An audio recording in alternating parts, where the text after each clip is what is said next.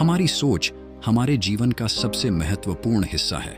अगर हम अपनी सोच को सकारात्मक और स्वच्छ बनाए रखते हैं तो हमारा जीवन भी सुखी और सफल होता है।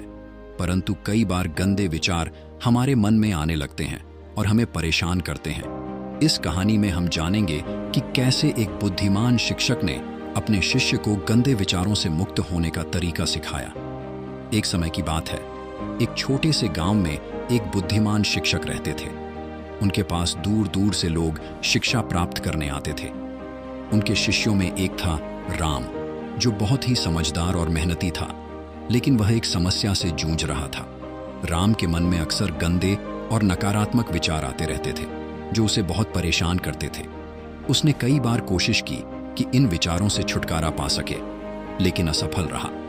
एक दिन राम अपने शिक्षक के पास गया और उनसे अपनी समस्या बताई। शिक्षक ने उसकी बात ध्यान से सुनी और मुस्कुराते हुए कहा, कल सुबह जल्दी आना, मैं तुम्हें इसका उपाय बताऊंगा। अगले दिन राम सुबह सुबह शिक्षक के पास पहुंचा। शिक्षक ने उसे एक बड़ा पात्र दिया और कहा, इस पात्र को नदी से भरकर लाओ। राम ने वैसा ही किया। जब वह पानी से भरा पात्र लेकर वापस आया तो शिक्षक ने उसे कहा, अब इस पानी को पी लो। राम ने हैरान होकर कहा, गुरुजी, यह पानी तो गंदा है, मैं इसे कैसे पी सकता हूं? शिक्षक ने मुस्कुराते हुए कहा, ठीक है, इसे फेंक दो और फिर से साफ पानी भरकर लाओ। राम ने गंदे पानी को फेंक दिया और फिर से साफ पानी लेकर आया। इस बार शिक्षक ने उसे पानी पीने के लिए कहा। राम ने खुशी खुशी साफ पानी पिया।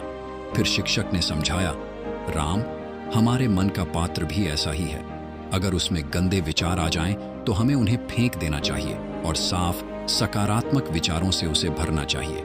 गंदे विचारों को रोकने का सबसे अच्छा तरीका है कि हम अपने मन को सकारात्मक और स्वच्छ विचारों से भरें। राम को अपने गुरु की बात समझ में आ गई। उसने निश्चय किया कि वह अपने मन को गंदे विचारों से मुक्त रखेगा और हमेशा सकारात्मक और स्वच्छ विचारों को ही अपने मन में स्थान देगा।